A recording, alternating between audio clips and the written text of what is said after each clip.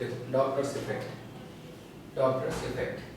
देखो, it is the change in frequency received by an observer due to relative movement between the source and observer. देखो डॉप्लर्स effect start कर रहे हैं कि एक ये सोर्स है,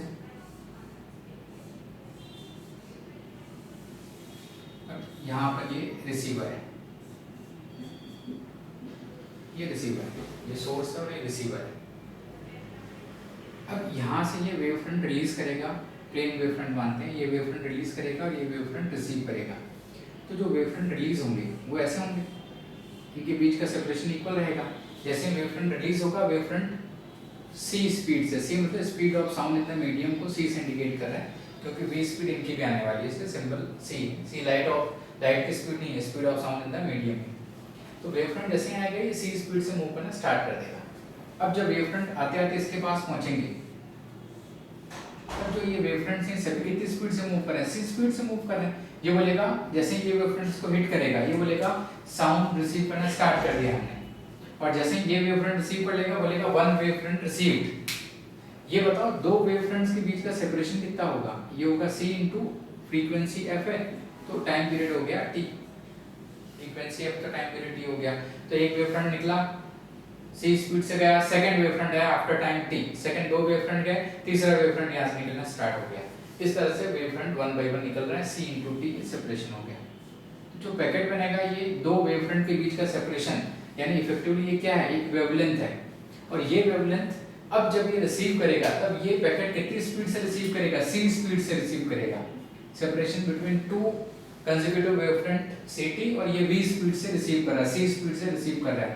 तो कितने टाइम में रिसीव कर लेगा ये, तो t equal to t 1/t आ गया फ्रीक्वेंसी, नई फ्रीक्वेंसी जो रिसीव करेगा, और ये इसी फ्रीक्वेंसी के इक्वल आ गया। वेवलेंथ ये आ गई और फ्रीक्वेंसी जो रिसीव करा वो ये आ गई। करेक्ट आंसर है। यहाँ पे अभी ये दोनों मूव कर ही नहीं रहे, इसलिए जो उसने वेवलेंथ जो फ्रीक्वेंसी यहाँ से रिलीज करी वही इसने रिसीव करी। ठीक है, अब देखो मूवमेंट के इफेक्ट कैसे आएगा, नोट कर लिया, डन। पॉज कर लो, नोट कर लो, फिर आगे बढ़ते हैं।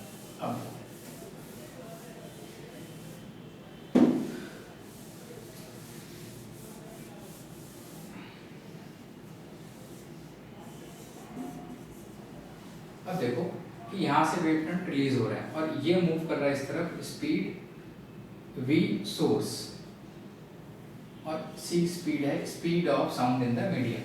देखो एक बार साउंड अगर मीडियम में रिलीज हो गई तो उसके बाद speed of sound is totally governed by the medium. Sound की स्पीड केवल और केवल मीडियम के ऊपर डिपेंड करेगी, ना कि सोर्स के ऊपर। सोर्स मूव करते करते साउंड रिलीज करे या रुका रुका साउंड रिलीज करे, in both the cases speed of sound will depend on the medium. जैसे अपन पत्थर भागते भागते फेंकते हैं तो अपनी स्पीड पत्थर को मिल जाती है, वैसे साउंड में नहीं होता है।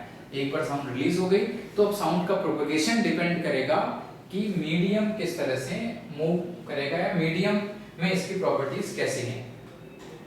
हम रुके रुके साउंड यहाँ से रिलीज करें, हो जिस स्पीड से साउंड आ रही है, हो चलते चलते भी साउंड रिसीव करेंगे तब भी साउंड तुम्हारे पास उसी स्पीड से आएगी। तो जो साउंड की स्पीड है मीडियम में, वो मीडियम के ऊपर डिपेंड करेगी। रिसीवर की स्पीड या डिटेक्टर की स्पीड या सोर्स की स्पीड कुछ भी हो, उसका इफेक्ट इसके ऊपर नहीं आता है।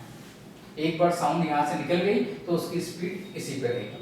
भागते भागते सी स्पीड रिलीज करें साउंड तब भी सी स्पीड से मूव करेगी, रुके रुके साउंड रिलीज करें तब भी सी स्पीड से मूव करेगी, क्योंकि साउंड का propagation solely depends on the medium. अब देखो कि यहाँ से वेव फ्रंट रिलीज होना स्टार्ट होगा। t इक्वल टू 0 पर पहला वेव फ्रंट यहाँ पर रिलीज हुआ। जो वेव फ्रंट यहाँ पर t इक्वल टू 0 पर रिलीज होगा वो वन टाइम पीरियड में यहाँ भी पहुँच गया। कितना आगे पहुँच गया, वन टाइम पीरियड में wave front c into T आगे पहुँच गया। और अगला वेव फ्रंट जब रिलीज करेगा ये, तो ये कितना आगे जा चुका होगा, ये खुद vs इंटू टी आगे जा चुका होगा। और सेकेंड वेव फ्रंट यहाँ पर रिलीज करेगा, तो दो कंसेक्यूटिव वेव फ्रंट्स के बीच का सेपरेशन अब कितना हो गया, ये सेपरेशन हो गया c minus vs into T. ये एक पैकेट बन गया ये एक वेवलेंथ बन गई जो कि अब आगे मूव करेगा, ये पैकेट आगे मूव करेगा। यहाँ से इसने पहला वेवफ्रंट रिलीज किया, ये जा रहा है, ये मूव करते करते यहाँ से सेकंड आ गया और अब ये इस तरह से मूव करेगा। पहला वेवफ्रंट यहाँ पे रिलीज किया, वो ct चला गया t टाइम में। सेकंड वेवफ्रंट रिलीज करने के पहले खुद ही आगे आ गया, तो उसने वेवलेंथ को मॉडिफाई कर दिया। इफेक्टिवली जो वेवलेंथ है वो इफेक्टिव वेवलेंथ अब ये हो गई, नई वेवलेंथ ये हो गई। वेवलेंथ पुरानी क्या थी, पुरानी वेवलेंथ थी c × t, पर अब नई वेवलेंथ ये आ गई। अब ये पैकेट ऐसा रहेगा, कुछ देर बाद ये पैकेट यहाँ पहुंच जाएगा। पैकेट की लेंथ कितनी है, c - vs × t, और ये पूरा पैकेट कितनी स्पीड से जा रहा है, c स्पीड से जा रहा है, और ये तो रेस्ट पे है। तो ये जो ऑब्जर्वर है वो कितने टाइम में इसको रिसीव कर लेगा, रिसीव करना स्टार्ट करेगा, रिसीव कर लिया। जब ये पूरा पैकेट इसके थ्रू गुजर जाएगा वो टाइम t होगा c - vs × t/c स्पीड से रिसीव कर रहा है। 1/t = जो फ्रीक्वेंसी रिसीव करेगा, इसका आंसर आ गया c/c - vs × t। सिंप्लीफाई करो इसको, c/c - f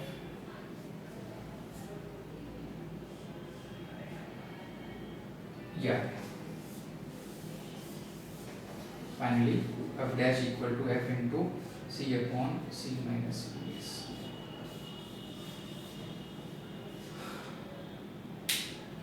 एक बार देख लो अच्छे से इसको, इस तरह से लिखा, नोट भी कर लो इसको।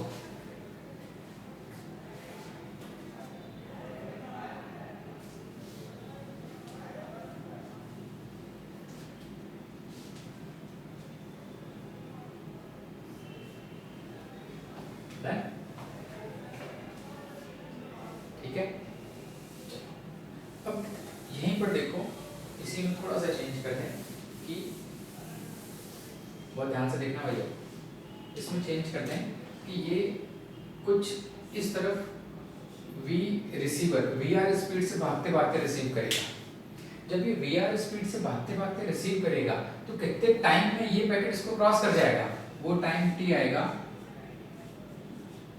ये डिस्टेंस कवर करेगा ये, और कितनी स्पीड से रिसीव करेगा, c + vr स्पीड से रिसीव करेगा, c + vr स्पीड से रिसीव करेगा। सॉल्व करोगे तो यहाँ पर आएगा फ्रीक्वेंसी इक्वल टू 1/t, इसका भी इनवर्स आ जाएगा इनटू f, ये फ्रीक्वेंसी रिसीव करेगा। ठीक है, तो नई फ्रीक्वेंसी रिसीव कर लेगा।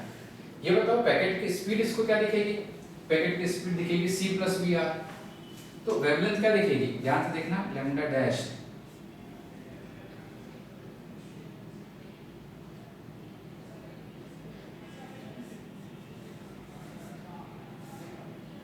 Speed upon frequency. स्पीड क्या है, c + vr, स्पीड साउंड किसको ये दिखेगी, अपॉन ये फ्रीक्वेंसी क्या रिसीव कर रहा है, फ्रीक्वेंसी f डैश को रिसीव कर रहा है, c + vr, ऊपर आएगा c - vs × f। सॉल्व करो इसको, तो यहाँ से इसका आंसर आ जाएगा c - vs × t। Lambda dash का आंसर क्या है, लैम्डा डैश का आंसर जो आ गया, ध्यान से देखो, ये आंसर ये वाला है, लैम्डा डैश नई जो वेवलेंथ है वो ये। तो जब भी वेवलेंथ कैलकुलेट करेंगे तो speed of sound with respect to receiver, ये क्रूशियल पॉइंट है, upon frequency received by the receiver, दोनों विद रिस्पेक्ट टू रिसीवर आएंगे। सॉल्व करोगे तो ये आंसर आएगा, वेवलेंथ का पैकेट ये, वेवलेंथ का पैकेट ये। तो जो वेवलेंथ है उसका आंसर ये आ गया, नई वेवलेंथ जो आ गई वो ये आ गई, नई फ्रीक्वेंसी जो होगी वो ये आ गई। अब किसी का भी मूवमेंट हो, इसी तरह से इसको एनालाइज किया जा सकता है। नोट किया इसको, आगे बढ़ते हैं।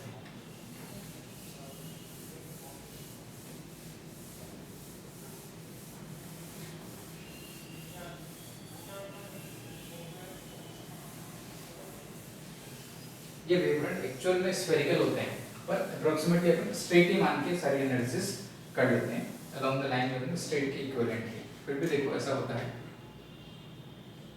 सोर्स यहाँ से ऐसे वेवफ्रंट रिलीज करता है, दो वेवफ्रंट के बीच का सेपरेशन क्या होगा, c इंटू टी होगा। और जब ये रिसीवर के पास पहुंचेगा तो ये c इंटू टी वाली डिस्टेंस इसको क्रॉस करती है। तो अप्रोक्सीमेटली अपन मान लेते हैं कि ये प्लेन टाइप में मूवमेंट हो रहा है। अपन इसको प्लेन टाइप का मूवमेंट मान के भी एनालाइज कर लेते हैं। अब यहीं पे अगर रिसीवर इस डायरेक्शन, अगर सोर्स इस डायरेक्शन में मूव करने लग जाए तो वेवफ्रंट ऐसे दिखेंगे अपने।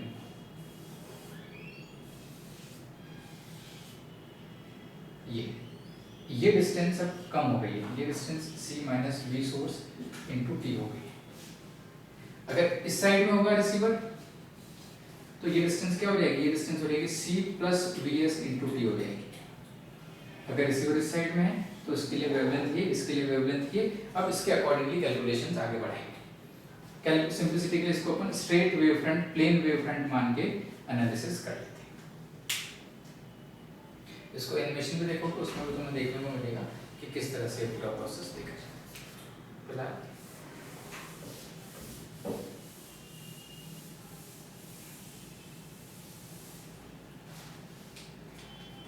अब देखो कि ये सोर्स है,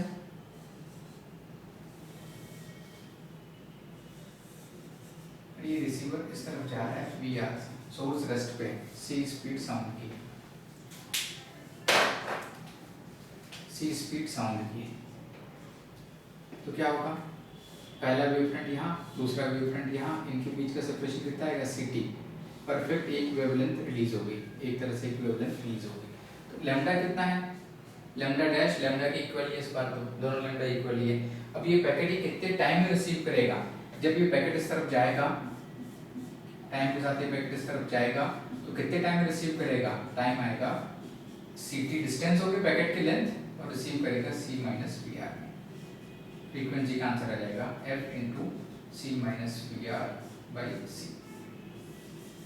ठीक, और वेवलेंथ कितनी आएगी, वेवलेंथ यही आएगी, वेवलेंथ का आंसर तो वही रहेगा, वेवलेंथ होती है।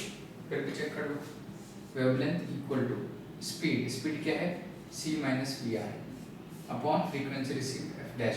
सॉल्व करो, इसका आंसर आएगा। इस केस में वेवलेंथ में कोई चेंज नहीं है, फ्रीक्वेंसी में चेंज है पर वेवलेंथ में कोई भी चेंज नहीं है।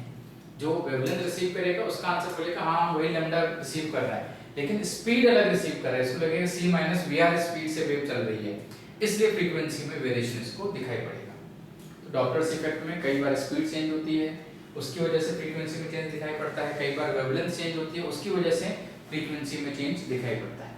अगर ये रेस्ट पे होता और केवल ये मूव कर रहा होता तो इसको स्पीड क्या दिखाई पड़ती, साउंड की सी दिखाई पड़ती, लेकिन ये पैकेट छोटा करके भेजता, तो इसके पास छोटा पैकेट आता तो जल्दी क्रॉस कर लेता, तो फ्रीक्वेंसी इसको ज्यादा सुनाई पड़ती, लेकिन स्पीड ऑफ साउंड वही दिखाई पड़ती। तो क्या चेंज होता, वेवलेंथ चेंज होती और फ्रीक्वेंसी इसको अलग दिखाई पड़ेगी। इस केस में वेवलेंथ वही है पर स्पीड अलग दिखाई पड़ेगी c माइनस वी आर, और फ्रीक्वेंसी अकॉर्डिंगली अलग दिखाई पड़ेगी। ओके, नोट कर लो इसको।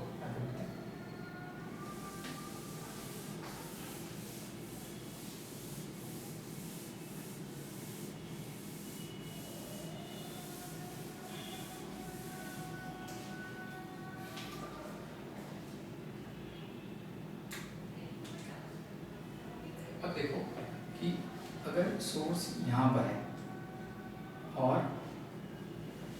रिसीवर यहाँ पर है, ये रेस्ट पे है, और सोर्स इस तरफ v स्पीड से जा रहा है थीटा एंगल पर, तो इफेक्टिवली इसकी स्पीड जो v cos थीटा होगी इसके थ्रू अपन कैलकुलेशंस कर लेंगे। अपन ऐसा मानेंगे कि v cos थीटा यहाँ पर इफेक्टिव है और इसके थ्रू कैलकुलेशन करेंगे तो सारे आंसर मिल जाएंगे। डेरिवेशन की रिक्वायरमेंट नहीं है, डेरिवेशन अननेसेसरी लेंथी जाएगा, इससे अपने आंसर्स आएंगे। ठीक है, देखो कैसे, पहले तुम देख लो कि ये सोर्स है, ये रिसीवर है, ठीक है, तो f डैश का आंसर आएगा f into p q r s, r s, r पहले आता है एस बाद में आता है, इसलिए आर ऊपर आएगा एस नीचे आएगा। अब यहाँ पर प्लस या माइनस क्या लगाएंगे वो डिपेंड करता है कि क्या हो रहा है। जैसे मान लो सोर्स इस तरफ जा रहा है तो फ्रीक्वेंसी ज्यादा सुनाना चाहता है, तो यहाँ पर ऐसा साइन आना चाहिए कि फ्रीक्वेंसी ज्यादा हो। सोर्स इस तरफ जा रहा है तो ज्यादा फ्रीक्वेंसी सुनाना चाहता है, अगर ज्यादा सुनाना चाहता है तो यहाँ पे ऐसा साइन आना चाहिए कि फ्रीक्वेंसी ज्यादा सुनाई पड़े, तो माइनस आना चाहिए। अगर ये इस तरफ आता तो यहाँ पर प्लस हो जाता, इस तरफ जाता मतलब तुम्हें नहीं सुनाना चाहते हम तो जा रहे हैं, दूर जा रहा होता है, दूर जा रहा होता मतलब कम सुनाना चाहता है, कम मतलब यहाँ पे प्लस होगा तो फ्रीक्वेंसी कम हो जाएगी ना। वैसे अगर रिसीवर इस तरफ आ रहा है तो क्या कर रहा है, ये ज़्यादा सुनना चाह रहा है, ज़्यादा सुनना चाह रहा है मतलब ज़्यादा होनी चाहिए तो यहाँ पर प्लस कर दो। इसी के साइन ऑफ रिवर्स करके अपन साइंस को अकॉर्डिंगली मॉडिफाई कर सकते हैं। तो ये अपना मास्टर फार्मूला हो गया जो कि सभी केसेस में अपन यूज़ कर लेंगे, ठीक है। P q r s, r पहले आता है इसके ऊपर, एस बाद में आता है इसके नीचे, याद करने की टेक्निक है। और इस तरह से इसको along the line joining v r और वी एस के थ्रू सॉल्व कर सकते हैं। अब देखो सोर्स है और ये इस तरफ जा रहा है एंगल थीटा पे, रिसीवर है और ये मूव कर रहा है कुछ इस तरफ एंगल फाइव पर वी आर से और ये वी एस से। तो इस तरह के क्वेश्चन को सॉल्व करने के लिए पहले तो अप्रोक्सीमेशन मानना पड़ेगा। चलो पहले इतना नोट कर लिया ना, वन बाय वन करके हम सारे केसेस डील कर लेते हैं। देखो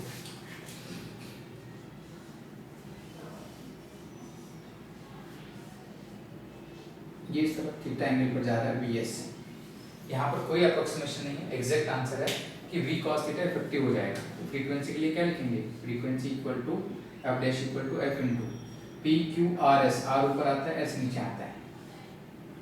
अब बताओ यहाँ प्लस करेंगे माइनस करें, माइनस क्योंकि ये बढ़ाना चाहता है और माइनस के साथ क्या आएगा कॉस थीटा।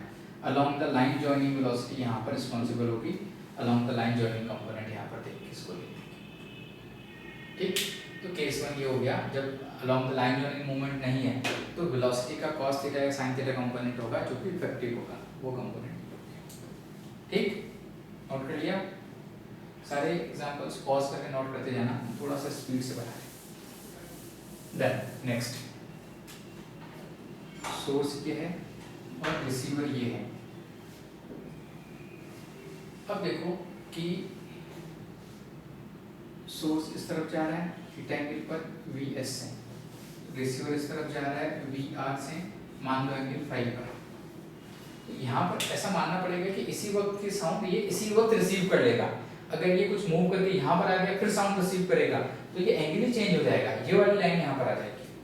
कुछ टाइम के बाद ये सोर्स ऐसा हो जाएगा और रिसीवर ऐसा हो जाएगा और ये इस तरफ जा रहा होगा, तो ये अब फाइव नहीं रहेगा, ये angle beta is not equal to five, ये वाला एंगल अब फाइव नहीं रहेगा, ये एंगल ही चेंज हो जाएगा, ठीक है। तो ये साउंड इसी वक्त स्टैंडर्डली रिसीव कर लेता है। अगर ऐसा है तो अपन यहाँ पे डॉपलर्स इफेक्ट को एनालाइज कर सकते हैं। ऐसा होने के लिए दो तीन बातें कि एल स्मॉल है, लेंथ कम है तो खट से साउंड इमीडिएट रिसीव कर लेगा, या दूसरा v s and v r very small in comparison to c, तो अपन बोलेंगे स्टैंडर्डली साउंड रिलीज होते ही रिसीव कर लेता है। वेरी लेस देन है तब भी अपन अप्रोक्सीमेटली यही कैलकुलेशन करेंगे, क्योंकि इसके अलावा डेरिवेशंस अपन अपने स्कोप पे बाहर जाएंगे। तो जैसे साउंड रिलीज होते हैं इंस्टेंटली रिसीव कर लेता है, इसी एंगल पर रिसीव कर लेता है। अगर ऐसा अपन माने तो यहाँ पर क्या आंसर आएगा, तो आंसर आएगा f dash equal to f, इसकी फ्रीक्वेंसी एफ माने अपन, तो p q r s, r ऊपर आएगा, आर क्या करना चाहेगा, घटाना चाहेगा, कम फ्रीक्वेंसी इसको देना चाहेगा, एस क्या कर रहा है, बढ़ा रहा है, तो वी एस कॉस थीटा। ये घटा रहा है इसलिए माइनस, ये बढ़ा रहा है इसलिए माइनस, ये नीचे कम हो जाएगा, ऊपर की क्वांटिटी भी कम होनी चाहिए, नीचे की कम होकर बढ़ाना चाहेगा, ऊपर की क्वांटिटी कम होकर कम करना चाहेगा। साइन कन्वेंशन अपना देखो, ऐसा कुछ एक्सप्रेशन देना चाहिए।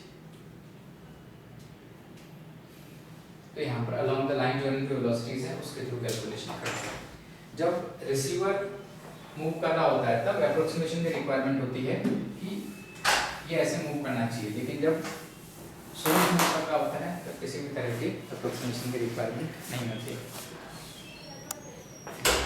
बिना चित्र के पढ़ा